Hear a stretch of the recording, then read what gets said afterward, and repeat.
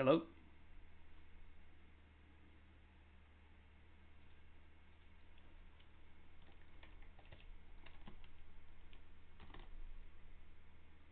Alright, I have no idea what happened there. My OBS disconnected. Got disconnected for some reason. Let me know if you can hear me. Not sure when I got disconnected.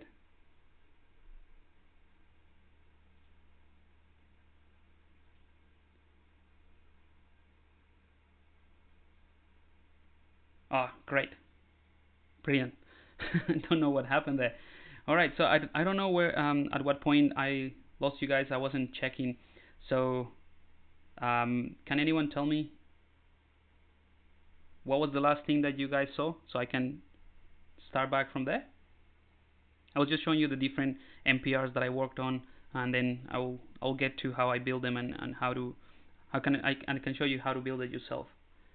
So any of you guys remember where I left off or when I disconnected? Go back to the red pick. The red pick. The red pick. Is this the red pick? The flycatcher?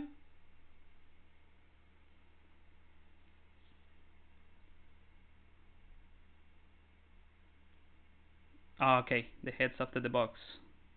Got it. So we were here. Ah, not too bad. Not long.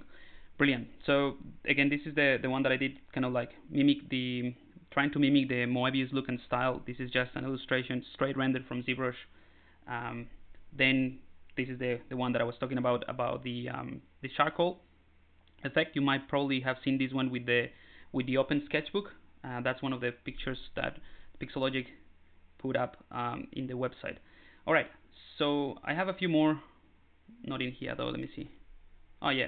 So this is one of my like main beta testing images, I guess you could call.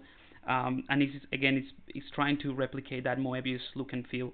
And this is the line work that I got with a single click, single BPR from ZBrush.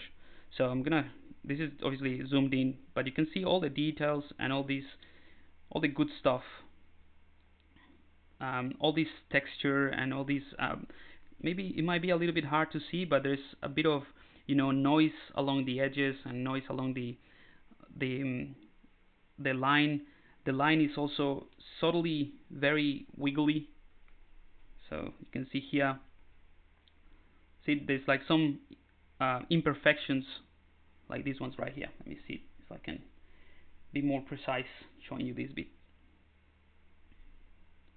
So you have these lines or these extra bits that look kind of intentional or non-intentional, and that's I guess this is like the beauty of it, and that's why I really like this NPR filter so much, because it just gives it so much life to a bunch of other objects and meshes that I had sitting around there for a long time. Have a look at the stingrays. So this is very organic. It's not the typical straight line that you get from the 3D space.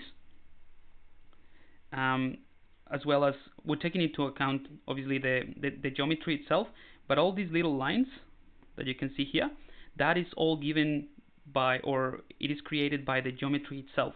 So I didn't spend too much time making a perfect geometry, and that's something that I would like to comment on, which is that with these NPR filters, sometimes they work better if you sculpt thinking of using those NPR filters. In other words, the sculpture itself, if you're planning to create this type of illustration, it's good to have some mistakes, and it's good to have it that you can see the geometry a little bit, and it's not perfectly smooth. So in other words, creating something a little bit more rough in terms of the sculpture itself, and that's what is going to give you all these little extra happy mistakes, I guess. But other than that, what else I can show you from this? For the most part, you see that there is a few things that come into play with this particular filter. One is the line work itself, like the edges, which are the ones that define the entire illustration. Then you have the main shadow, right? So all these bits. But within the main shadow, you have a secondary shadow, which is just given by the posterize effect, and I'll get to that after I show you this bit. So you have a secondary or a darker shadow, which gives us another gives it another shade to the entire illustration. I think it's more obvious. Yeah, it's more obvious here. So you have this is one, this is two, and this is the third one, and obviously the white one is the fourth posterize effect. Is it possible to sculpt with the filters on? It's not possible to sculpt with the filters on because the filters are just it's a post process after you render, so you will only be able to see them after you render. However, I will show you something that you can do to sculpt with something closer to this that you can see here without the shadows, but it's closer to that, and that's one of the things that I found to be really helpful, especially when I'm setting up a scene that I know is going to be like a comic style. I want to see how it looks as I sculpt, and that way I can, you know, fine tune the sculpt itself so that it reacts to the lines. Forgive me my newbie questions. No newbie questions here. I do jewelry, so I don't do this kind of rendering. Are these filters that are used in ZBrush, or are they applied in Photoshop? No, these are all in ZBrush, and it actually, if you check Nacho Riesco or Thomas Whittleback, they do fantastic jewelry stuff, and they're using the filters as well to display it, but I can show you as well. So let's have a look. All right, so hey everyone, I think no questions so far. Brilliant. So let's go ahead and start with this, which is I'm going to show you how to use, or how I use this Snapshot 3D. Right, so let's go ahead and start with a Polymesh 3D. I'm going to turn on floor just so I know that I'm in perspective and that I can see it from the side, like so. I just want to make sure that I have these x-axis so that I can work with symmetry if I need to. All right. Are you Pablo from Blender? Nope. I'm not sure. I started using Blender not long ago and I really like it, but I'm not sure if I'm Pablo from Blender. You might be talking about Pablo Touches, maybe. If you are, he does a lot of Blender stuff, but it's not me. All right, so here we have. I'm just gonna make sure that you can see. I'm gonna put it right next to the camera and the chat, so we have this little space here to work with. Right, so how this works is actually pretty simple and is not as different from what you guys had in the previous version of, or that we had in previous version of this Spotlight. So one thing that I want to show you is that you can tweak how the opacity of this one looks like, and that is under the preferences. I mean, I'm talking about the control itself. If you go to preferences and go to Spotlight, you can change the Spotlight dial opacity. I like to bring it all the way to 1, and you'll see it's pure black. You cannot see through it. That's just my personal preference, but you can control it from there. So all of this stuff, you guys, we already had it in previous version of ZBrush. So I'm not gonna talk about these ones, because except a couple of these ones, because they're important. But all of this, you can forget about it. That's all part of the old way to manipulate the images. If you haven't used the Spotlight, I will show you really quickly what these do. But essentially, what I'm going to talk about are these options here and this one, right? So this is called Spotlight. Whoops.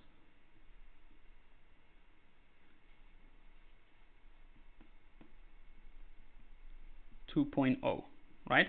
So this thing is really what Spotlight 2.0 is, right? And then there is a third thing, which is Snapshot.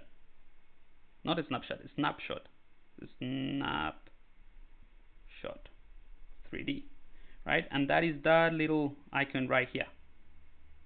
Okay, so when you talk about Snapshot 3D, I just wanted to clarify this a little bit, because it might confuse people. The Spotlight 2.0 just means that the entire Spotlight system or the Spotlight feature got revamped and it has new features. But ultimately, this is the type of things that you could do from the Spotlight.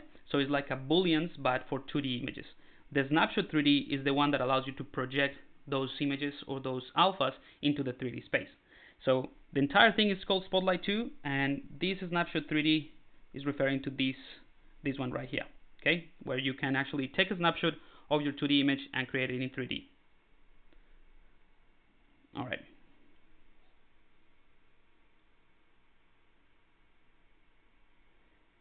Have any tips after Snapshot 3D the object to retopologize? The retopology with ZRemesher. Yeah, I can show you some stuff that you can do to get a cleaner topology. Also, how to get a sharper edge and stuff like that straight from this snapshot. So the way that it works is pretty simple. I'm gonna go ahead and just do something. We can try to create something more interesting. We can replicate that gun or something like that. So I'm gonna select this image, right? And something that I like to do is always duplicate. So I end up with a bunch of extra alphas. So from this little duplicate button, is pretty self-explanatory. It will just duplicate the alpha so that whatever we do with this doesn't get, we don't alter the original. So I'm gonna scale this up. And here's the first thing that the first trick, the first tip that I can give you with this Spotlight. Again, it's not very obvious, but you can hold Control. And holding Control, if you click the Y-axis or the X-axis, you can actually scale this just by clicking on the actual axis by holding Control. So that's pretty handy. Another thing that is really cool is obviously this frame option. This frame option is one of my favorite tools of this Spotlight 3D, which you can just click and it will create this outline, right? So that is really, really handy. But that's not the trick. The trick is, let me just show you something with this one. I'm gonna move it out of the way, duplicate that. Right, so here we have a sharper corner square, or like a proper square. But with this frame option, you have two options. You can hold the Alt key and you can also hold the Shift key. If you hold the Shift key, it's gonna inflate this square, or kind of like inflate or expand the alpha. And what that is gonna do is it's gonna basically round up the corners. So I'm gonna hold Shift while using this frame option, and you'll see that the corners get a little bit sharper, not sharper, so smoother. That's something that you can do really, really easy with any alpha that you have. Just hold Shift, use the frame tool to just inflate or expand the alpha. I'm gonna undo that, and you can also do it the opposite. So I'm gonna leave this one here and use this one. So instead of using Shift, you can hold the Alt key, and it's gonna contract that alpha, or yeah, I think contract is the way, or the word. So you'll see I started with this alpha that had rounded edges, but holding Alt, it just sort of shrinks those edges or those corners to create a sharper line. So this is really, really useful for tweaking alphas that you already have and coming up with more, with different or more complex alphas. So I'm gonna undo that. Actually, let's go ahead and hold the Alt key and sharpen these edges a little bit, scale that up. And then I'm going to use another feature of Spotlight, which is this extend V or extend H. So the red color means X-axis. I think that's pretty self-explanatory, but you know, it's good to have an understanding of this straight away. That will really help you, you know, have a reference of what these things are and what the colors, right? So the Y-axis is the same as the vertical axis, and the X-axis is the same as the horizontal axis, right? And that's why these ones are red, and that's why the other ones are green. Okay, so this is pretty basic, but you know, it's good to have an understanding of these things. And if you understand that, then you can just build up a bunch of different things. So with that in mind, I can just take this one, for example, this extend V, click on it and expand it. So I can expand this alpha. So straight away, I'm just creating a whole bunch of different things just using the Spotlight 2. one thing to keep in mind in this one is in this particular alpha is not very obvious, but this extension will happen from the center point of this Spotlight 3D. So for example, if I take this one, duplicate this, and I'm going to expand this, right? So if I extend in the y-axis or in the vertical axis, it's going to do it from right here in the center. So we get this type of shape, which is pretty handy. But if I move this to somewhere here, right, and I expand from here, then the extrusion or the extension of this alpha is going to happen from this line, from the horizontal line, right? So it's happening from there. And if I do it from the horizontal axis or the extend H, we'll do it from this angle here. So from this line, right? So just doing that, you'll see we have a very complex, doesn't look like much, but we have a complex alpha that then we can just refine using something like frame. So now we have this little frame with these rounded corners, but then we can press Alt and sharpen those corners a bit more. You know, and we can create very complex alphas really, really quickly just using those. So I'm going to leave this one here. Maybe we can use it later on. How are we with time? Okay, so I have about half an hour more, so I can answer all the questions that you guys have about Spotlight, provided that I know the answer. It's not like I've only spent a couple months playing around with it, but I'm sure I can give you a hint of certain things. So if you have questions about this, we'll do that until maybe half an hour more, and then we move on to the NPR filters. All right, I'm going to check the chat. Have any tips after? Oh, yep, I'm going to do the ZRemesher in just a bit.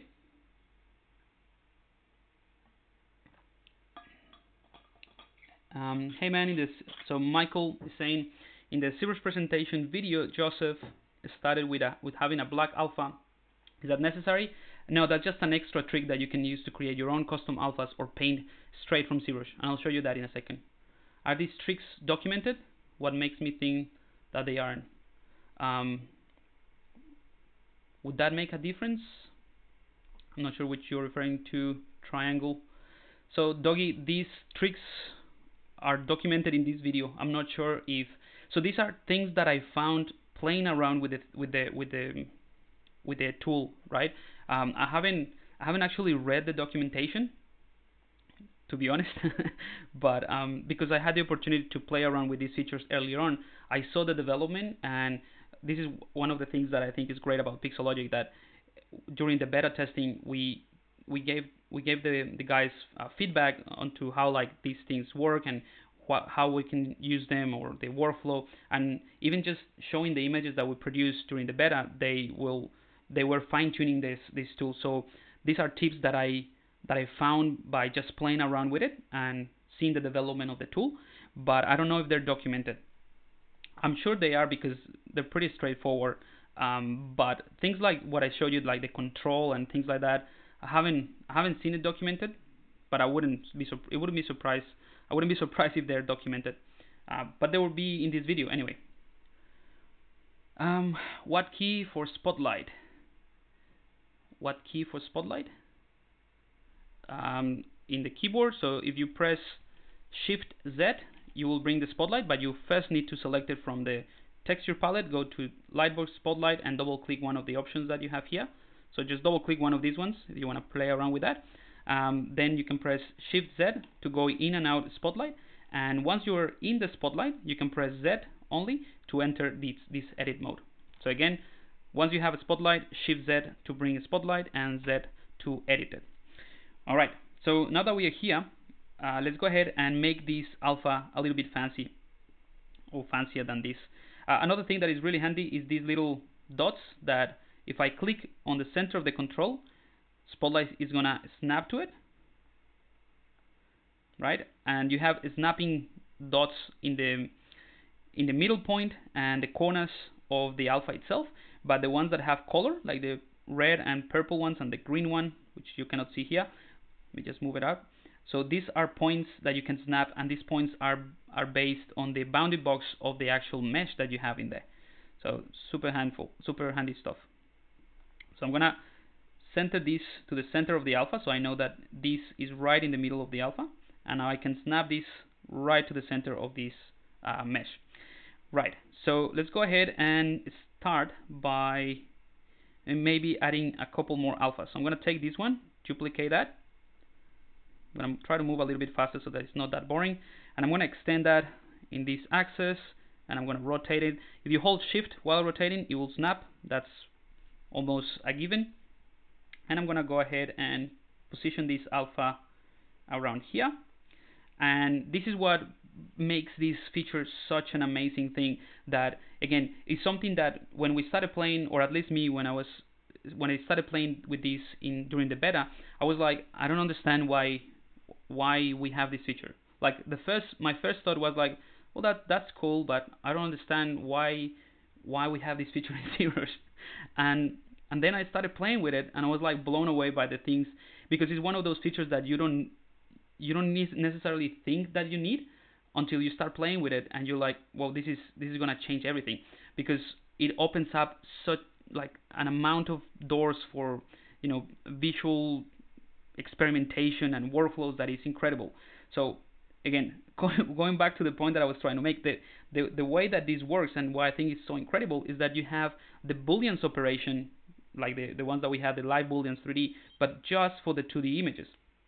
So here, this is what makes it all worth it, right? So we have this little icon here, which is called union, right? But this union is absolutely fantastic. If you click, right, it's gonna add these two together. Let's say it will be the union action, right? If you alt click, it's gonna give you a subtraction action. So it's gonna subtract this alpha from the one that you have that you previously selected. So it would be kind of like this, provided that this is like a little circle here. And then if you hold shift plus alt plus click, then it will give you an intersection. So you have something like that, and that all is happening with a single click or a single button here in the 2D space, right? So you're not affecting any 3D, you're not doing anything but customizing the alpha in a very, very easy way. It's like playing with masks, and yeah, with playing with masks in Photoshop. So it's incredibly powerful. So I'm going to show you what that does. So with this alpha selected, I position this right here. I'm going to hold the Alt key and press this union. Done. So it doesn't look like it did anything really, but because we still have the alpha. So if I move this out of the way, now you'll see that we just clipped this alpha, which is absolutely fantastic. Now let's go ahead and flip this one. So I want to mirror this because I want to have this sort of indentation in both sides. So you can mirror this with the vertical flip. So these two are to flip vertically or horizontally. But if you hold the Alt key, you can flip and mirror. So mirror and weld for the image itself. So this is, I'm telling you, is one of the best workflows that I found in so long. And again, it's one of the tools that I didn't even know I needed. Like, to be honest, it's just, why do you need to do this? And then when you start playing around with it, it's like, right, I get it. There's so many things that you can do with this. All right, so let me just check the chat and we can keep going with this.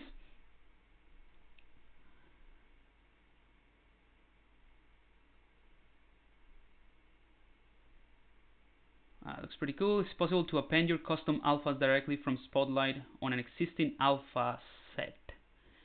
If you want to add, if you have this alpha set and you want to add your own custom alphas, you can totally do that. Like right now, I customize 1, 2, and 3 alphas. If I want to save that, I just save that as a new Spotlight, and they will be there. If not, you can just import the texture, and from here, let's say, if you import a texture here, you can just click on. I'm gonna do this one. No, that's too big. I'm gonna do this one just to show you. Let's say that you imported this texture.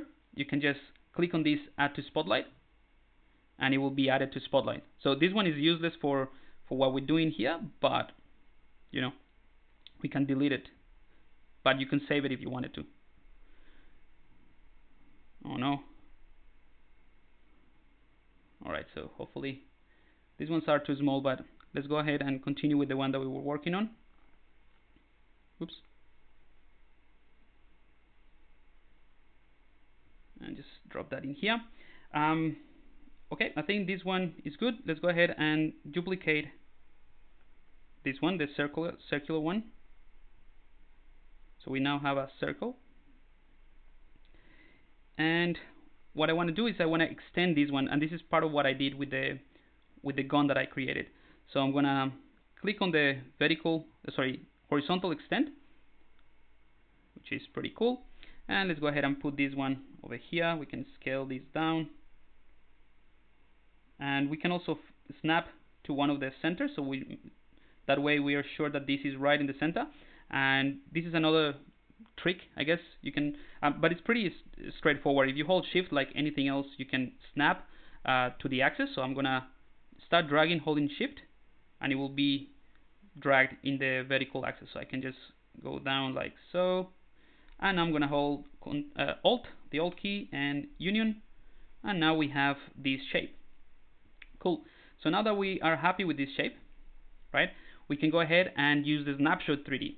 So all these tools that I've been showing you with the Spotlight 2D is just to customize the alphas and fine-tune these super quickly to create a custom alpha, or something that looks a little bit more complex, right? So we can do that all within Spotlight, but then once you're ready to move on and take these 2D images into the 3D space, you can just simply click Snapshot 3D. So you click on that, right? And I'm gonna turn on live booleans, and I'm gonna get out of Spotlight. And now with that simple button, ZBrush created a brand new subtool that matches exactly the distance of the mesh that we had, so, or the depth.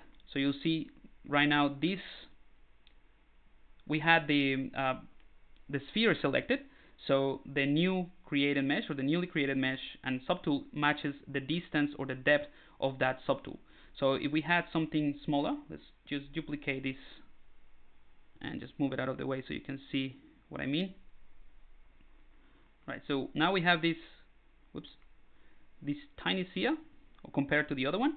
And if we go back to Snapshot 3D, let's position that here, and I'm gonna do a smaller one, maybe rotate it around. Right, we can also extend it, why not? Like so, and maybe we can also clip it a bit. So I'm gonna use this to position this one right here, right? And I'm gonna hold the Alt key and get rid of that, right? So we can go back to this one, and I'm gonna flip, holding the Alt key, flip it first, and then holding the Alt key to flip, and that will mirror and well this side. So let's say that I'm happy with this, because I have the second sphere selected, in other words, the smaller one. If I press Snapshot 3D, get out of this Snapshot 3D, you'll see that this newly created mesh matches perfectly fine the depth of this sphere, right? So that is just to give you an indication of how the projection works. So I'm gonna delete that one, so I don't need it, but then I can turn off the sphere, and I can reposition this one in place. Maybe I can scale it like so, like that, and then just push it down. And how are we with time? Brilliant, we have plenty of time. Cool. So very quickly we created a rather complex shape and a rather complex 3D.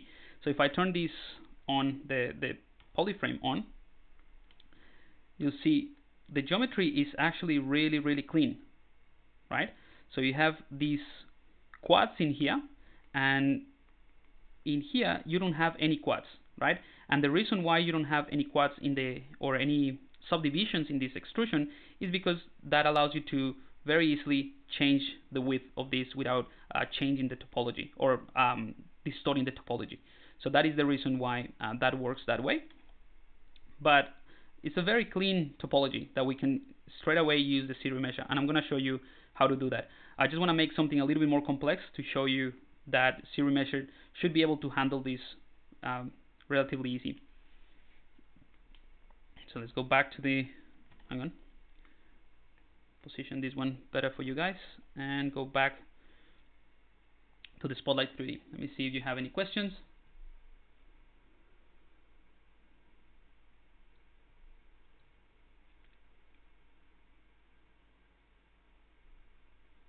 Okay, I expect you to have that memorized for my stream tomorrow. Mirror and well works from right to left in Snapshot instead of left to right. It always works from left to right, so from negative to positive. But you can flip, like if you don't get the result that you're expecting, because sometimes I made the same mistake. I just click mirror and weld and it's not what I'm expecting, so I just undo, flip, and then flip and mirror and weld.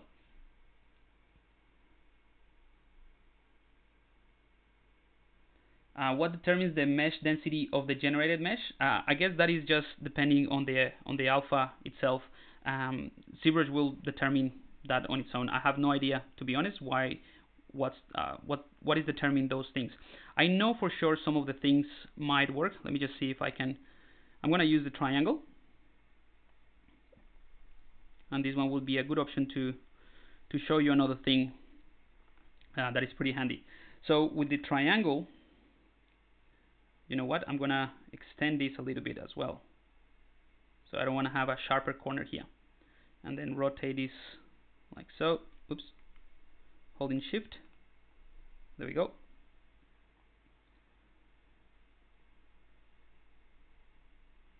So let's put this one in here.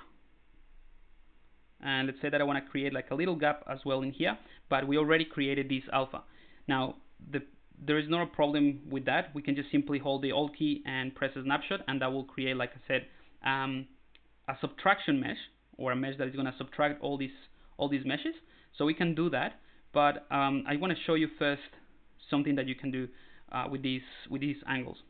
So let's go ahead and hold the Alt key, press Snapshot 3D, and get out of the snapshot, and you'll see it created this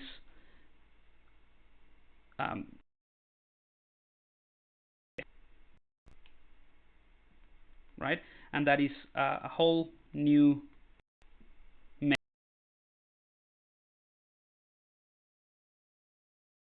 Show what I mean.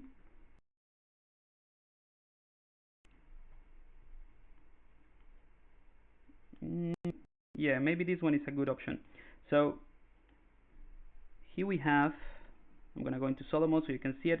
So you'll see that this was a very sharp triangle, right? But when we created this in the Snapshot 3D, it kind of like rounded these corners. So you're losing a little bit of that sharpness of the triangle. But there's a workaround, or there's a way to control how much sharpness you're getting in these corners. Okay, so I'm going to show you how to do that. So let's go ahead and get out of solo mode.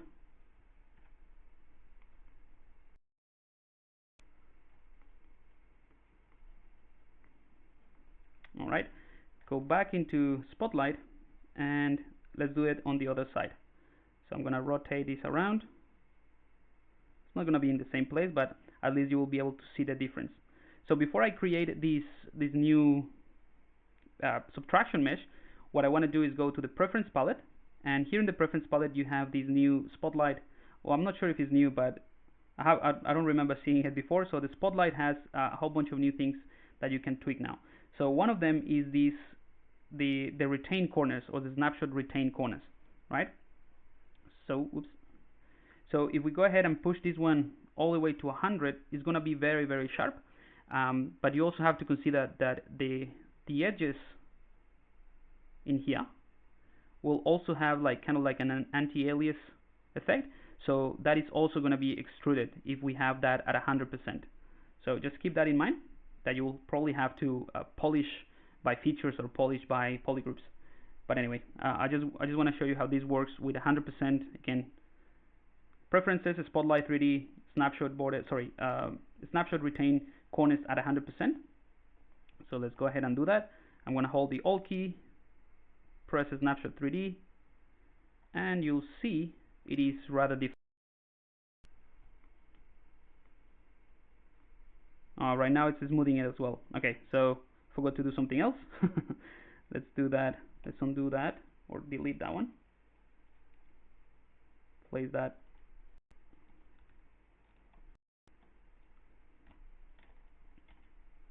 Alright, so on top of these snapshot retain corners, you also have this snapshot smoothing, which will smooth the corners anyway. So if you reduce that to 0, then you should be able to get a sharper corner, in theory. Hopefully it works. If not, we'll move on. So Alt, click. Hang on a second. Alt, click. There we go. And yep, so now this is behaving as I expected. So you'll see we have a very sharp corner on this side compared to this side that is more rounded. I tend to prefer working with like slightly rounded corners just because it is more natural, like little bevels, than this. But in some cases you want to have just a sharp corner, and that is how you get those corners. So I'm gonna delete that one because I don't want that one. Just delete. All right. And oops, I deleted the wrong one. Doesn't matter. Let's go back to preferences, set this back to what it was, which is by default 40 and 75, I believe, which is it's a good compromise between sharpness and smoothness. And let's go ahead and continue with this and see if we can create something a little bit more interesting than this. So let's take this triangle again, and I'm gonna, we can make something a little bit more complex just pushing the center line closer to this area, and we can expand this in the Y, not that one, the Y. What am I doing? There we go. In the vertical extent and also the horizontal extent. So now we have this interesting line. And again, if you hold the Control key, you can just click and scale this non-proportionally, like so. All right, I'm gonna put this around there. Click Alt, Snapshot, and maybe these two rounded. But we'll go with it. And then we have this as a single mesh or as a single subtool that is subtracting this part. I'm not too happy with this shape, to be honest. I think we're just gonna keep it simple. I'm gonna bring in this, maybe this corner, and then just add a bit of a indentation there on the Alt key. There we go. That is more like it. And then we can simply take this mesh and mirror and weld it, and that way we'll have it in both sides. All right. This is just playing with booleans, nothing too complicated. But then we can start getting a little bit fancier and create some other bits and pieces. I'm going to select this one, for example. I'm going to duplicate it because this is a pretty useful one. I'm going to scale that up, and I'm going to extend that in the Y-axis like that, and then we can play around with the extension a little bit more. And I'm going to click once on the Snapshot 3D, and then we can play around with the sizing of this. So this is how I created that gun, or the starting point of that gun, right? And then you can bring in something like this, duplicate that, rotate it around holding Shift to snap. Oops. Scale. I'm going to move this one out of the way. Snap the center of the control to the center, then hold Shift to move it up. Alright, let's say that looks alright. I'm going to click Snapshot, and now we have a brand new mesh. It's as simple as that, right? So you can hopefully see how powerful this is. And this is nothing really complex. This is just playing around with shapes. I'm not trying to make anything at the moment, but yeah, hopefully you can see how valuable this is. We can also, we can duplicate this, push it down, and then play around with the scale. Oops, I must have clicked somewhere. I think my tablet is running out of battery, my control, so it's hard to click sometimes.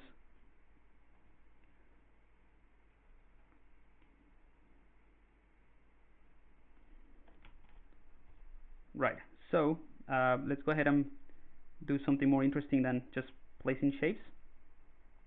But hopefully you see that how easy it is to do all this, right? So I wanna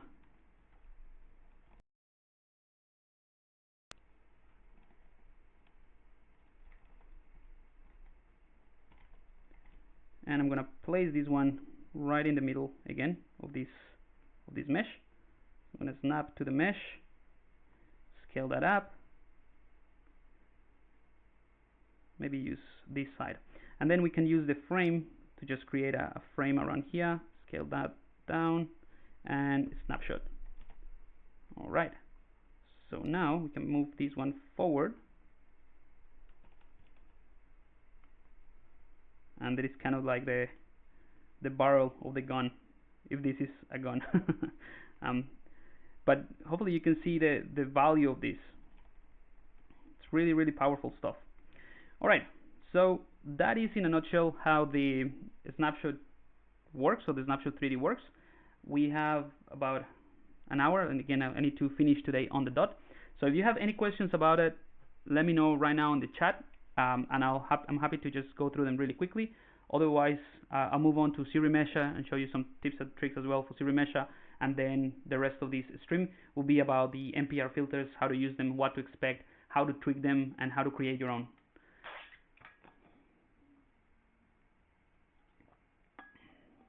Why turn live booleans on? The reason you turn live boolean on is because once you create a snapshot 3D, that is essentially creating a new mesh that has this turned on, or these icons, and those are the ones that you will only see if live boolean is on. So if I turn it off, you'll see that this is the only mesh that I'm using to subtract this part. So you won't be able to see the effect unless I turn live booleans. The rest of the meshes are being, by default, the default action is to use the union. That's the default action with any mesh. That's why you can see them, but if you subtract or intersect, you will only be able to see it if you have live booleans on. Can you elaborate on the Joseph Dross thing? Thanks. Yep, I'll show you that in just a second. That tool would be great for environment stuff like that guy showed during the ZBrush summit. Yeah, not sure what you're talking about or what you're referring to. The snapshot should be used to subtly in an angle, like placing 30 degrees or 40 degrees instead just front side on top. You can totally do that. I mean, you can, if I go back to my gun here, you can see the, hang on. So these areas that I created here, these things are just cylinders that I projected in a 30-degree angle, so it's not straight. So those details are created that way. Let me show you. See? So these ones right here are in an angle. So these are the ones that are sort of subtracting those areas. They're just cylinders extruded, kind of like cylinders. It's like the same alpha that I used before, extending the circle and then projecting that. So you can totally do it based on the camera. So it's gonna, Snapshot 3D is gonna project based on your camera angle. So you can totally do that. In fact, let's go ahead and do it here, and I'll show you Joseph's trick as well. So what he showed in the summit, sorry, not in the summit, in the ZBrush 2019 release premiere, was you can use the spotlight to create your own alphas just painting on them. So let me go ahead and do that.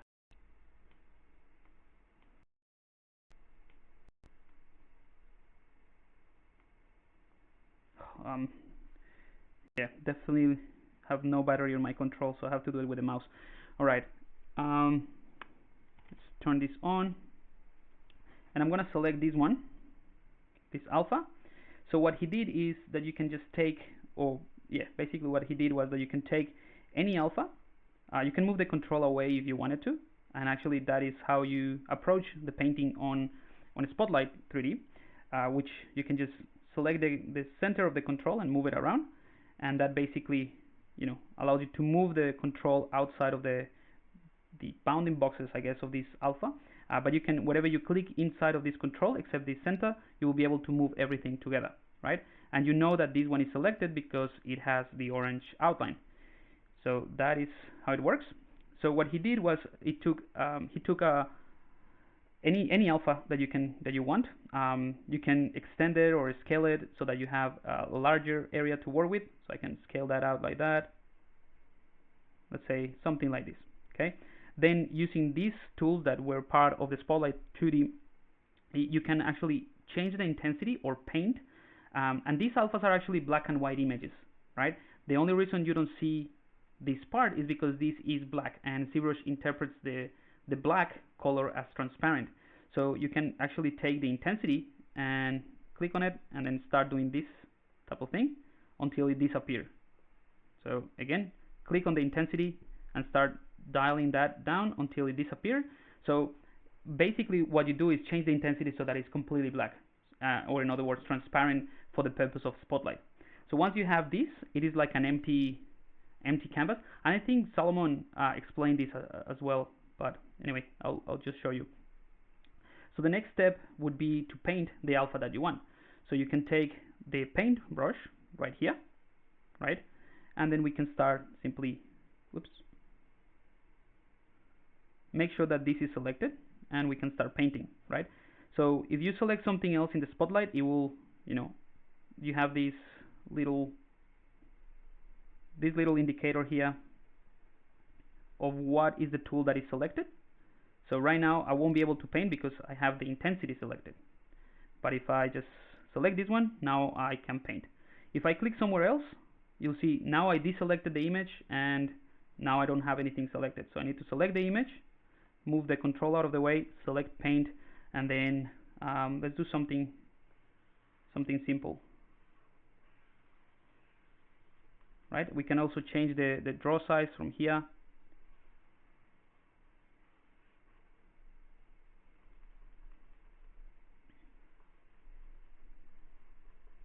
I don't know what I'm doing, to be honest, but this is what you can do. Just paint a brand new alpha, right? Yeah, let's say that you like this blob and this shape. What then you can do is use the rest of the tools. So now you have a brand new alpha, right? That you can use the frame tool, for example, and create this outline based on your alpha, right? So that might be useful for some. I mean, it's just a blob, but you know what I mean. You can just paint your own. I would prefer to just do it in a software that I have more control over the shape, like Photoshop, Illustrator, and then bring it into ZBrush. But just so you know, the alpha is there, and this is the process that Joseph used to create these alphas. Would be nice if you could go back and modify the subtool with Spotlight, snapping back to it and tweaking the assign alpha. You can do that, as in not the same way that you just described, but you can definitely do something similar, which is keep modifying the alpha that you use to create a specific mesh, and then just project it back again. I mean, they're all different meshes, so you can just delete or change things on the fly. If I for some reason I don't like this one, I can just delete that, right? And then I don't have that gap anymore. So it's pretty handy stuff. All right, so let's move on and let's do some ZRemesher stuff. Can radial symmetry be used at the same time? In Spotlight, no. I'm afraid no. All right, so I'm gonna take maybe this one. I think this is the one that is more complex. I think so. Yeah, so this is the shape that has more complexity to it. I think we can even do it even more complex than that. Let's go ahead and push things a little bit further. And I lost my Spotlight. Don't know why. I'm gonna bring a new one back. Double click on this. All right, so let's take maybe this one. Snap to the center, scale that up. I'm gonna extend that as well. right? And I'm gonna hold the Alt key and snap that there. Get out of solo mode, and here is something else that maybe I should mention already, that they have to do with the folders, right? Usually folders is one of the things in this update, and they're absolutely fantastic. So I'm gonna take these two meshes, the one that has the complex shape plus this one that is subtracting from it, and I'm gonna put this in a single, and that way I can just boolean these without having to boolean the entire mesh. So I'm gonna create a new folder. I'm gonna call this boolean, and I'm gonna put this one in there just by clicking and dragging. So now this, I can turn everything off, right? I have these two pieces within a single folder, more complex shape, right? So what you can do, and why I think this is so powerful, is because you can click on this icon, and these are the actions of the folder. By the way, I'm setting up an intro guide to ZBrush 2019, so it will be available in the ZBrush guides in written form later next week, I hope, or early next week. So you'll be able to, all these things that I'm giving you will be written down, and you can just revisit them or just watch this again. Alright, so this cog icon in the folders, when you create it, is where you can have all the actions of the folder itself. This is important to highlight, although I know it might sound quite trivial and straightforward, but because all these actions here that you can see, append, insert, rename, all of these ones, they relate to individual subtools, right? So even if you have this folder selected, if you click rename, it will rename only the subtool selected here. So if you want to rename this folder, you have to click on this cog icon and click rename folder. So just so you know, this cog icon is only for actions related to the folder itself, not the subtools that are part of the folder, and vice versa. All of these actions are for individual subtools. So that's important to keep in mind. Alright, so if I click here and then I go to Boolean, right now I don't have any subdivision, but you know, you can do it if you want to. I'm gonna Boolean this folder, and that's it. It finished the Boolean and it created, so I still have my two original meshes that I use, this one to subtract this area from the other one, but I still have it in here, right? So it created a Boolean operation within the same tool and just keep all the originals. So I'm gonna select this one, and I still have solo mode, so it's the only one that you can see. And let's turn on polyframe. Okay, I officially have no control over my tablet anymore. I have no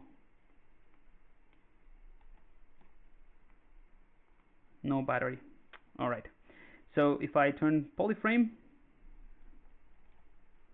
get a little bit closer, you'll see this might be a little bit problematic, this area here, but we'll give it a go. We'll try to recreate this because we have polygroups, so that should be good. Can't believe I don't have battery.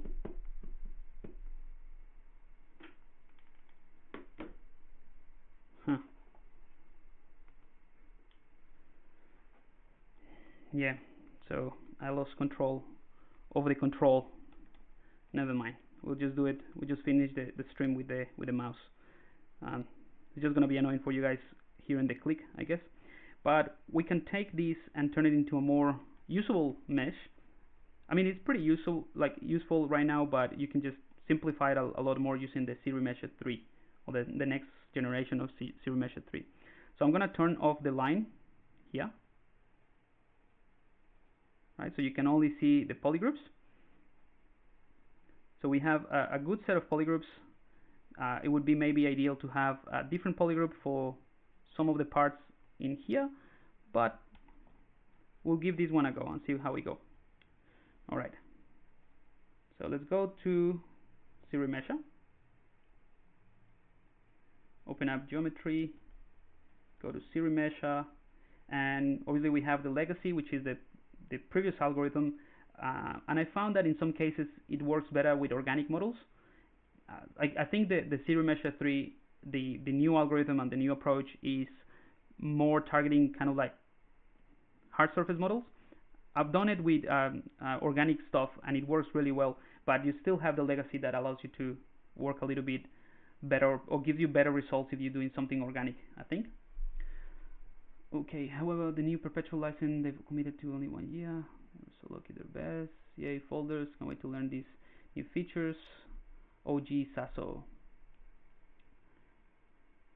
Alright, so now with this object, let's go ahead and I'm going to run a ZRemesher with the default options so you can see the result. Shouldn't take too long because it's not a overly complex shape. Like I said, there might be some problems around here because of all the triangulation that was created, but I don't think it's overly complicated.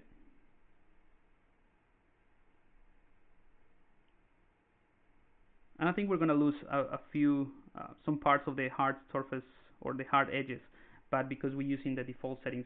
And then I'm going to show you how to tweak these settings so that you can get a better result from this ZRemesher. Well, it's taking longer than I expected, so it is indeed a complex shape, at least for ZBrush. I mean, it has all this curvature and soft lines compared to these hard edges. So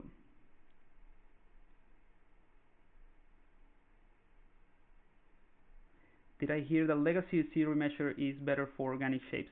That is purely based on my experience. I'm not claiming that that is what it's for. I just found that the new ZRemesher works great for organic stuff, but the previous algorithm, the legacy 2018 version of ZRemesher, in some cases gives you a better result for organic shapes. It just, I don't know, it creates a different fluidity in the algorithm. So ultimately you have actually 4 algorithms or 4 ways to remesh, right? You have the new ZRemesher 3 and then you have the legacy. But if you enable legacy or not, but press the Alt key on the ZRemesher, it's going to give you an alternative method. So you have 4 ways to remesh just by clicking the ZRemesher button.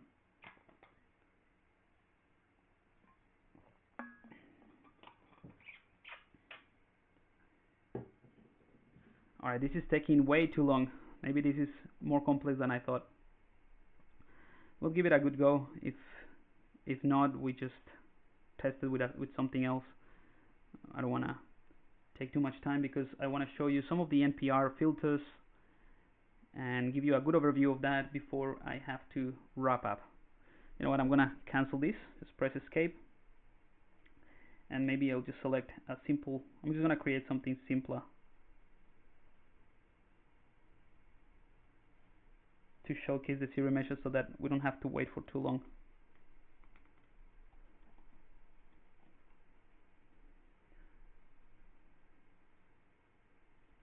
Let's go 5.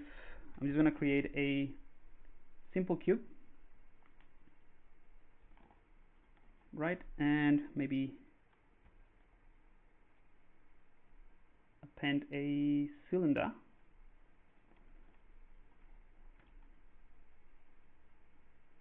Scale that one down. I'm going to put that in place. So although this is a simple shape, I'm going to boolean that or subtract that. This is actually a complex shape for the ZRemesher, right? Because you have these sharp lines and then these sort of more organic rounded shapes. So this one would be just a good way to showcase the capabilities without waiting too long. So let's go ahead and boolean these together.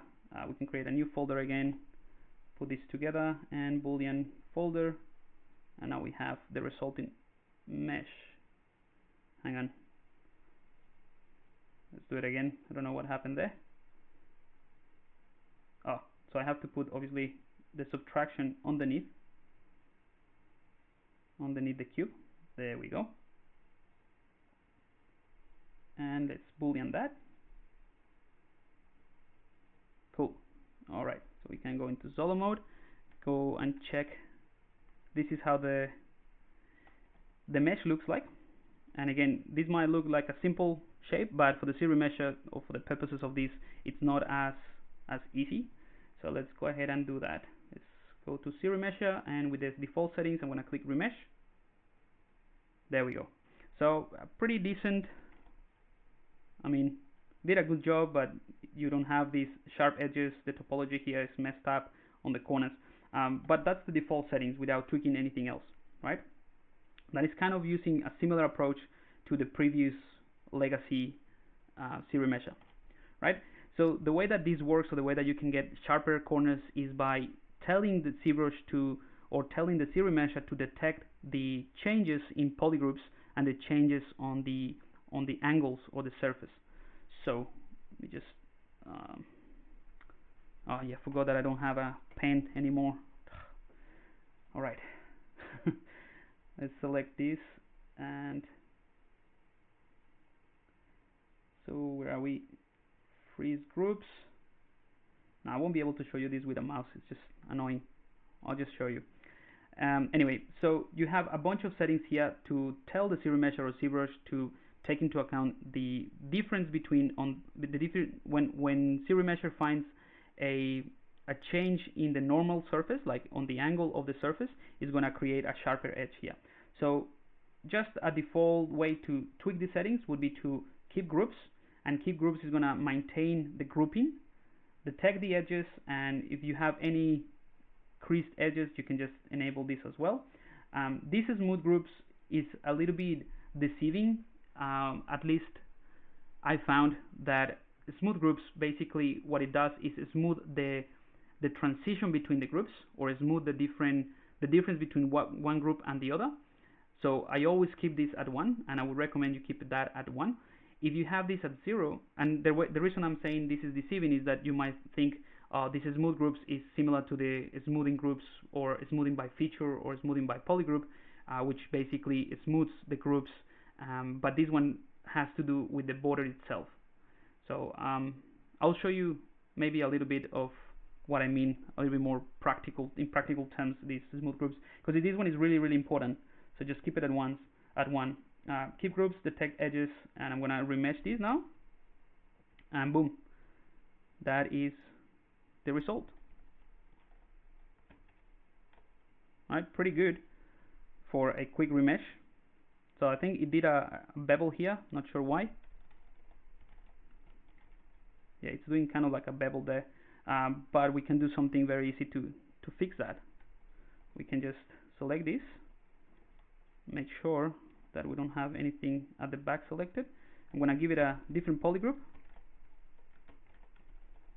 Okay, so now we have different polygroups, and let's do that again, and there you go. So pretty decent for an automated tool, and I haven't changed anything else. The target polygon count is very close, so you'll see that's one of the things that I reckon is the best. One of the best things about ZRemesher 3 is that the polygon count that you set here is very close to what you get. So you see the total points, not the total points, the active points in this case would be almost 5,000 points, or 5,000 polygons, which is pretty accurate, and you have a very nice and clean topology that you can just unwrap and keep editing, right?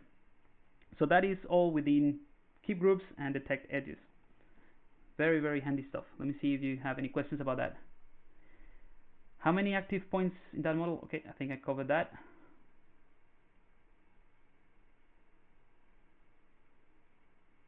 Streaming probably doesn't help with complex processing and running. Yeah, that's why I turned to this simple cube to show you the difference. A little off topic, but you have what seems to be 3 pics of faces on your wall in the background. Are they actually pics? Off topic, 3D printed. You mean these ones here? Can you see? So those ones are, if you go to my art station, like, to be honest, it's a little bit funny because people ask me why do I have like my own stuff. it's a little bit egocentric, I guess, why I have those things in my wall, but that is all thanks to my partner. She's like a big fan, and it's very sweet. So she just likes the stuff that I do, and she just chooses which ones to print. So all our house, it just has my stuff printed because she likes it, and she just puts it all over the place. So she helped me decorate kind of the studio, which is pretty sweet. But yeah, so those are going back to the topic of the off topic. Those are faces that are 3D. They're not 3D printed. They're just prints. The program that I'm using to write on screen. By the way, let me just. I keep just getting off on tangents. So I'm going to show you this because I also can show you some other stuff. If you go to my ArtStation, so these are two created, two comic styles created. So two of the main illustrations that I created for the beta testing, and those are created with the NPR filters and ZBrush 2019, and I'm going to show you that in the half an hour that we have left. So make sure that you check those out, and I have a close-ups, breakdowns of all the thing, how to the compositing, same thing for this. So you can check that out if you want to. That's in the ArtStation, and the faces are here. So if you go to expressions, so these are a series of expression, male and female expression, that I created for a book called oh no, I just dropped all my books. Doesn't matter. So Anatomy of the Human Head. So this one right here, it's a 3D total book. See, there we go. So these are the different faces that you can see in there. There are only three. Again, those are the three that my partner picked, that she liked. So anyway, they're here. You can just check them all out. Expressions: disgust, sadness, fear, anger, and yeah, some of them are printed in this thing. All right, so let's go back to the good stuff, right? Can you adjust the density of the mesh created with the spotlight model? I don't know. I think I haven't tried that, but yeah, you can. It's spotlight intensity. I don't know if that is 1. Nope. Spotlight dial. I don't think you can. No, I don't think you can. I think the intensity has to do with the size. It's similar to the Dynamesh. I haven't tried that myself, but I'm assuming because of the way that it works, this is just a wild guess. I assume that the size of the image itself will determine. We can just give it a try really quickly. So let's take a square like this, right? And we do two. We do maybe at this size. I don't know if this is gonna make any difference at all.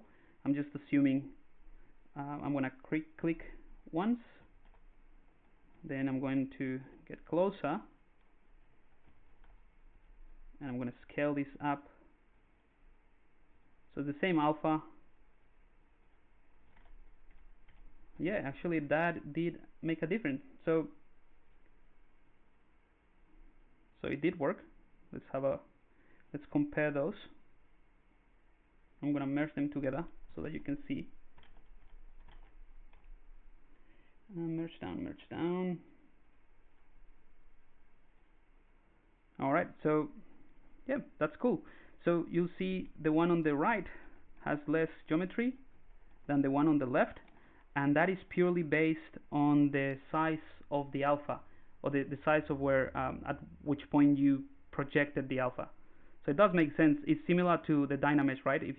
Dynamesh is resolution dependent. So if you have a large scale object compared in regards to the scale of the scene, you can have more resolution. If you scale that object down, you have less resolution, but the same object.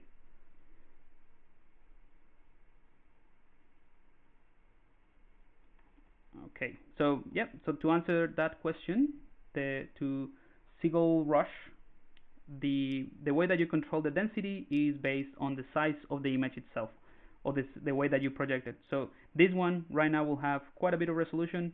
If you use this one, and project this one will have not as much, but it's based on the size really. Alright, we have about 30 minutes, so let's just jump into the NPR filters. What program are you using to write on the screen? This one right here, it's called Epic Pen. The resolution of the alpha, then so those vector shapes are part of the ZBrush or need to be make your own. No, you can make your own, but these ones that I'm using, I'm just using the spotlight. So if you click Lightbox Spotlight, you can double click and create one of these. And I'm not sure, but I think these 4 are from a beta tester user. So I'm not sure, maybe, I'm not sure who made them, but I don't know if they are from Pixologic. So, oops, those ones come with ZBrush, all of these alphas. And those are way more complex than the ones that I was using. Alright, what determines the mesh density of the generated mesh? Answer, correct. I answered that to myself as well. I wasn't sure about how that worked. Cool, so I guess we can move forward, and I can show you guys some of the scenes that I created for the NPR filters, or to test the NPR filters, and I'll show you how they work as well. We have about 25 minutes, and I'm gonna load a project. So let's have a look. Alright, let's wait until this one loads. Alright, so here we have the scene that I created to test a variety of filters that I wanted to recreate, kind of like the oil painting techniques, well, not techniques, the look and feel of different artists. So particular movements in the oil painting art history, and different artists that I really like, and of particular styles as well. And that was just a short period of time that I spent like studying the brush strokes and just try to mimic those things. But they're pretty, I mean, they're pretty easy to recognize, I guess. So this is the scene, and you'll see it's nothing like too complex really. I just separated this into a few different planes for the camera itself. This is something that I wanted to mention about the camera. So the camera in ZBrush now is a universal camera, and it's super cool because you can match a real world, like a real camera in the real world, to what you see in ZBrush. There's something though that I haven't mentioned it to the Pixology guys, but I think it's one thing that doesn't make more sense, so I need to ask for clarification. Because let's see, let me just put this draw palette here, and again, this, if you guys are into photography or you are a photographer, you might be able to help me with this as well. But this is the thing, right? This is completely off topic. Maybe I'm just gonna avoid that. All I was gonna say is that this field of view is in degrees, right? Or like this degrees. Field of view, I'm just checking. Camera field of view, FOV. No, yeah, I'm just talking about the degrees. So this field of view is in degrees, but the degrees, the number or the value in degrees should relate to the angle of view, which is similar to the field of view, but technically speaking, they're not the same. And they're just gonna change automatically when you change the focal length. Again, I'm just rambling here because this is off topic. All I wanted to say is that now we have cameras. That's all I wanted to say, and we can use. I have this already updated UI. My favorite tool now, and then you won't be able to move anything, and that's really handy to be able to poly paint based on the camera itself. I have saved a few cameras, or one camera, so I can just cycle through them. I think I only have one. Anyway, so this is the shot that I used to test things out, and you'll see the very rough scene, just making sure that I have poly paint and I have a set of different values and different hues to be able to render. Okay, so here we go. I'm going to show you the the Bob Ross effect. So I'm going to bring in the renders, put that here to the right, and I can simply go ahead and click BPR render, and because this project already has the NPR filters, it's going to display as a kind of like Impressionist painting, right? So this is just a straight render from ZBrush. Is using the shadows and everything, and these are just different filters that you can come up with using the filter system, which is under the render palette. You have BPR filters, right? So you see that this particular filter, I'm using 12 of these filters, or the 12 available slots to create this type of effect, right? So if and I kind of like this, again, this painterly look that is not perfectly well defined, and I think that's what is bringing some life into all models, or a different way to create concepts. And if you wanted to, you can just, again, export these and do some paint over, for example, and then just refine this. But I think with a simple click, it's pretty powerful. Not only that, once you have the mesh, the filter ready. Whoops. Hang on. I need to select the cabin. You can just move around, have a completely different perspective, do another render, and have this particular effect applied to the entire render again. So it's incredibly powerful. I cannot get enough of these filters and how they work. And depending on how close you are to the objects, they will be more or less defined. But again, this is trying to emulate that Impressionist painting that is just capturing the light with broad strokes. So I don't know about you guys, but I think this is super fun, really powerful stuff. So this is just one of the few filters that I came up with. You can check some more images in the. I'm gonna go back to the camera, show you the rest. You can check more of these images and filters in the ZBrush Central thread. So just look for my thread under beta testing images, Pablo Muñoz, and you'll find others. Someone just messaged me saying that some of them are broken, so I'm gonna have to go back and tweak some of those. But I just want to show you some other filters and how they work, right? So I can go ahead and I save them all, so I can just load a new filter. So let me show you how the Monet filter looks like. So this is just a generic oil painting type of filter, and let's have a look. So this is the same, exactly the same mesh. I haven't changed anything, I just changed the filters, right? So this is kind of like the Monet painting that has those warm tones, and I can get closer as well, and let's focus on this happy little tree and this area and do another render. And again, I'm just changing the filters and changing completely the look and feel of this.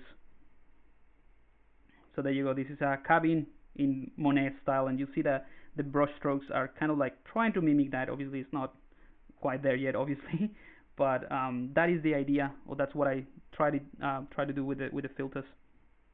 So let's go ahead, and I'm going to show you a few more.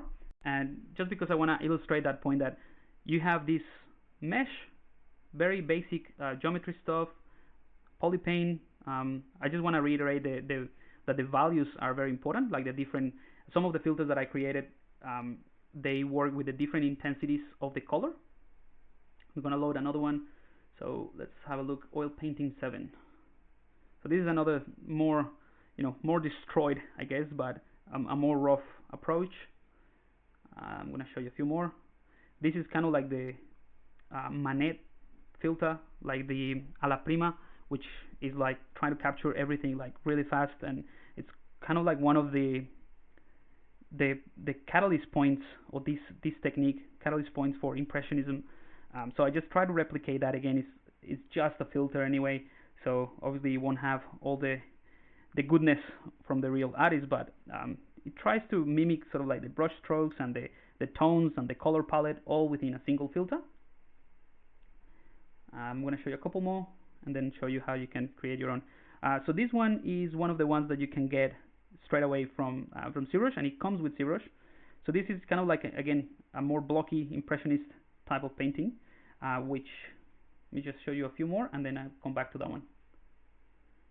So this one has smaller strokes, and I'll show you the Van Gogh. So this is the Van Gogh one. You see different type of strokes. That's basically what I'm showing you. So if you go to the Lightbox filter, so you click Lightbox filter, and it will bring all these different Lightbox presets or filter presets that you can have with ZBrush. There's a bunch of really cool ones that you can just double click and apply. So this one from the watercolor from Joseph Trust. This is what you get straight away. So the one that I'm talking about that you guys can play around with is this one. So this one comes with ZBrush as part of the installation, and it is similar to what I just showed you. So if you double click that one, it would load this painterly look, or this I guess this Impressionist look of a filter. And there's a few things that you can tweak. For example, F12, you can turn this on and off to change the color dramatically. F11, I think, is just a, let's see, yeah, contrast auto gray. F8 is the texture one, this one that you can see here in the sky. So if you want to reduce that or get rid of that altogether, you can just turn F8 off, and then you have a cleaner look, right? Or you can also change how it is displayed. So you can tweak the opacity of this filter, increase the opacity, so you can change this dramatically. This texture filter of this F8 has a big impact on how things look. So you can change the color, the back color, and the front color. And the back color and front color are basically taking the black and white image, which is this tileable image that I used.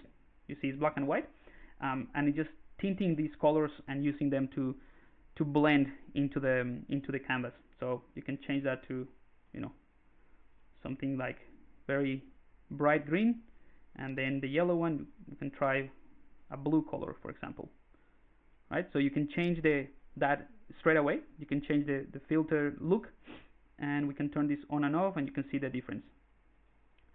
So that is essentially how you modify this. I just want to give you an idea of how to modify this filter, because it's the one that comes already, that I know how to tweak, because obviously because I build it, but also it gives you a lot of freedom to change it and change things. So let me just do another one. I'm going to do another render here and show you how you can use those brushy strokes, right? So let's say that we have these happy little trees around there, and you want to change, you want to maybe define them a little bit more. Let's have a look. So the F2, this one is using the overpaint color, and this one is probably, if not the most powerful filter in these NPR filters, at least for this type of style, because it's the one that changes, it takes the pixels in the images and then distort them to create these fancy little brush strokes.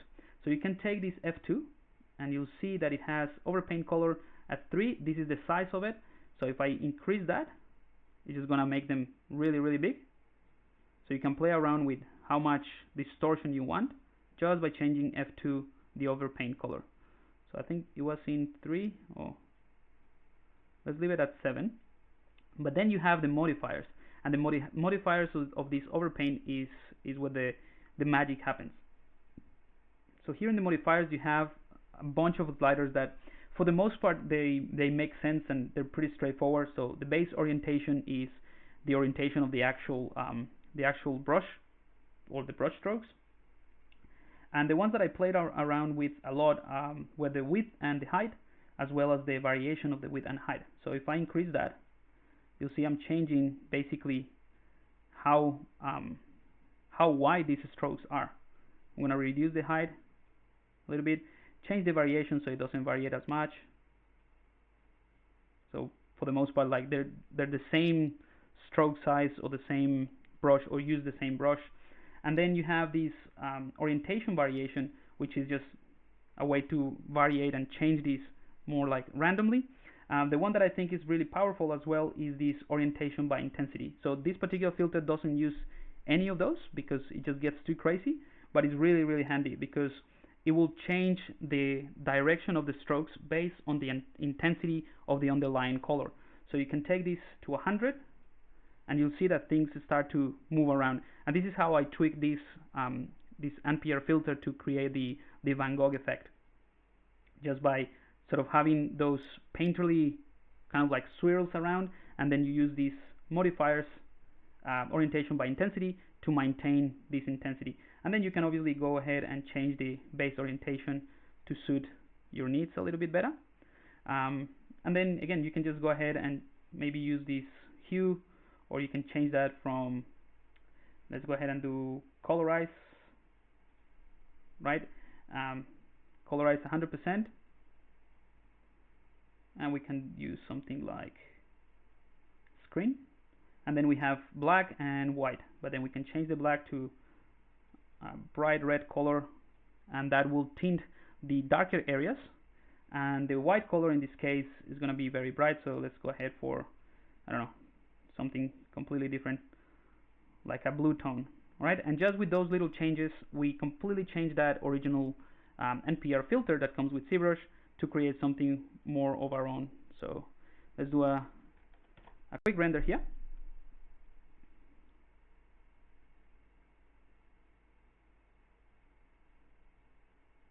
And there we go. So that is how you change it. And I don't know about you, but I really enjoy this look and feel. I mean, some of you might say that, I mean, this is kind of like destroying the 3D mesh, but that is not the point of these NPR filters. I think it's not to just create a perfectly refined 3D mesh, and the whole point is to bring in those 2D illustration, that feel of a 2D illustration or a painterly look into the mix. So really powerful stuff. One single click, you can just move around and do that. Now, very quickly, just want to mention that if you want to use that filter, this one right here, the oil painting filter, the one that I used to tweak this, it works best if you have a skin shade 4. So right now I'm using, skin shade 4, right? It works better with this material because of the different shades. I just tweaked the material, the skin shade 4 material, because if you go here to modifiers, I just remove the colorized diffusion. I just changed that to white, and I changed the anisotropic diffuse and specular to 0. These two should be at 0, right? But what's great about this is that not only you have the ability to move around the camera and produce different renders, but you can also tweak the lighting so that you can change the scene and the scene and the way that it looks, basically the shadows, the light. So right now we have this cast shadow around here. So if we take the light and just put the light in front of the camera, this is not going to look as cool, but you know, you can do that because ultimately it's a 3D scene. So that's why I think these are really powerful stuff, right? So now we change basically the shadow. Let's do one more. I want to see how this looks from the back.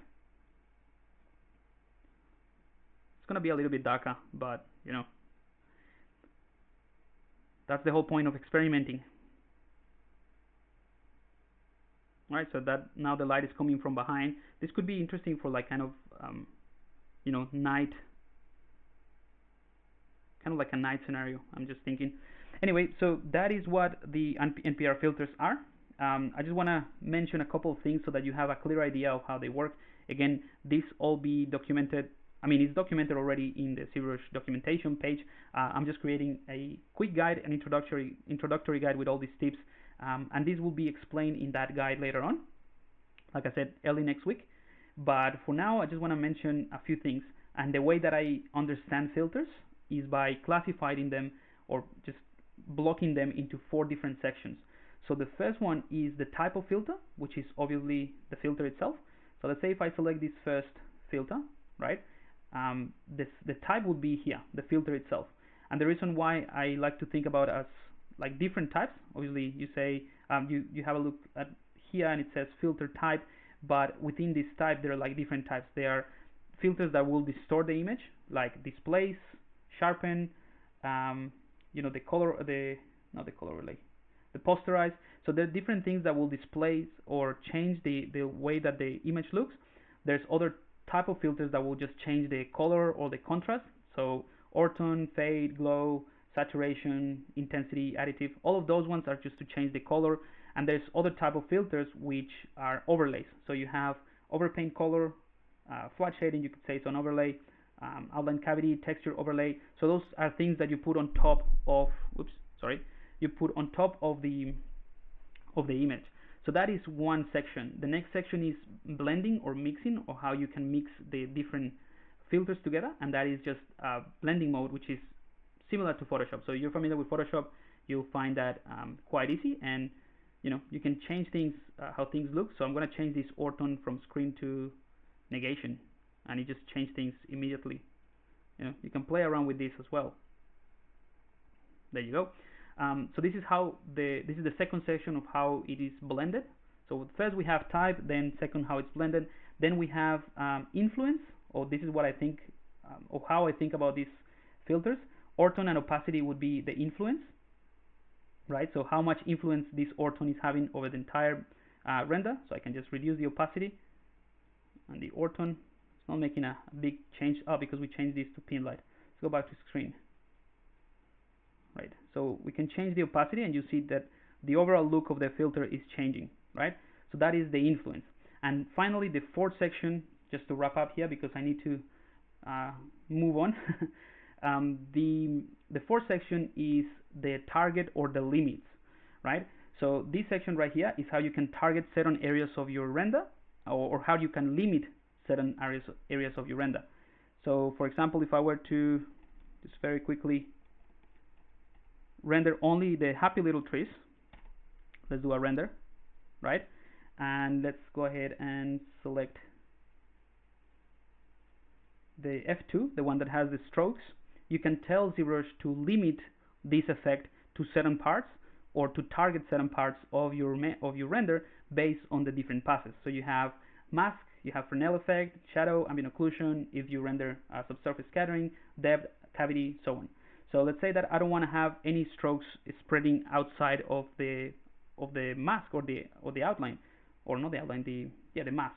So I can take this mask and go to 1, and you'll see that we have this, and this kind of looks already kind of like a a snowy landscape, which is not too bad.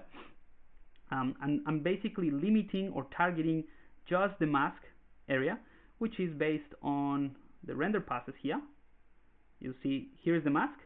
So this is telling ZBrush to only use this mask to apply that filter to that mask, right? You can do the same thing. Let's say go to,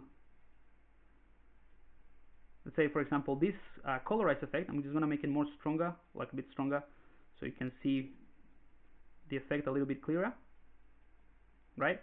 But I can tell ZBrush, hey, I want to use this filter, and I want to target or limit it only to the shadows, or to the shadow areas. So you can take the shadows and put it all the way to 1, and now I'm targeting only the shadow parts, right? And that's how you can start blending and mixing things to create your own filters.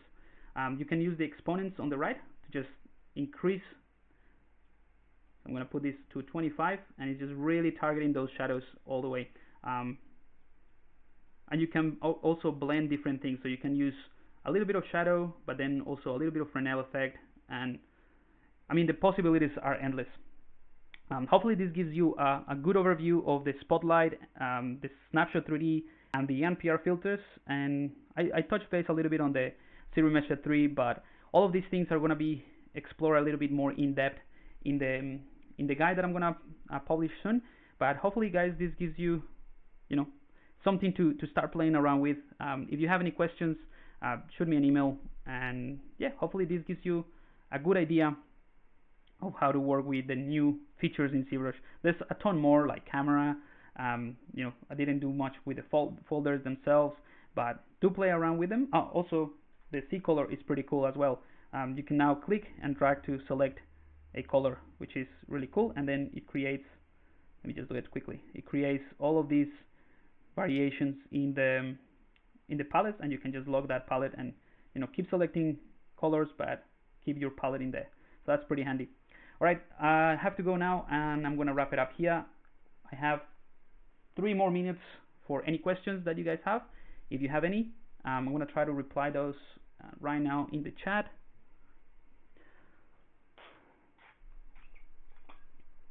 When do you usually clay polish and why? Clay polish is something that I use to polish clay to refine edges and to refine surfaces. I would use it during the sketching stage or during the sketching process. That's something that I use in the previous stream, so you can catch up with the previous stream, and we're going to continue with that character in the next one, and I'll probably use clay polish a little bit there in there. Who programmed the filters in ZBrush? I don't know. I'm guessing Marcus and Joseph had to do with them, but also Ofer. Not sure. So being the fair, the tooth, so doc, this is French. Not sure how to pronounce that. I'm blown away. This is beautiful. Thank you very much, Kat. Lois, cheers, Pablo. All the best. Cool. Thank you, guys. No more question, I guess. Fantastic. All right. So I'm glad that this has been of help, that you guys enjoy this little stream about nothing really. I mean, we just showcase some of the features, but we didn't really work on anything. So this is just a little parenthesis, a little off topic for what we were doing. So next stream we're going to continue with the character that we were doing, and hopefully maybe create our own custom NPR filters. Just to wrap up, for those who came later, I'm going to show you the Stingray project really quickly to conclude today's stream. So this is the one that you can go to the ArtStation, and I put it in there. It's called, there we go. So the flying is Stingrays. This is the mesh of how the illustration, or the illustration really. This is the behind the scenes. So you see, this is something that I really wanted to show, but I guess, yeah, I'm out of time, which is the view of this 2D toon shade. You can find it here on the material settings. This is also new on the mixer. You have this posterize, outline, and depth, and that will change how things look in real time, so you don't have to render. But if you do a render based on this, let's get a bit closer so you can see the quality of the sketch line, I guess. On a quick render, and this is really just to wrap up. This is using the filter that I developed to mimic a little bit the Moebius look and feel. So you have that quality of line and shadow, texture shadow. And that is just a simple click to create that outline. If I don't like this, I can just move around, then create another one, and have a bunch of things or a bunch of options to work with. So again, this is just a filter, and that's the power of the NPR filters. Alright guys, so I'm going to leave it here, and I'll see you next week. Again, if you have any questions, feel free to shoot me an email, or yeah, prepare them for the next session next week, and I'm going to leave it here. Alright, cheers guys.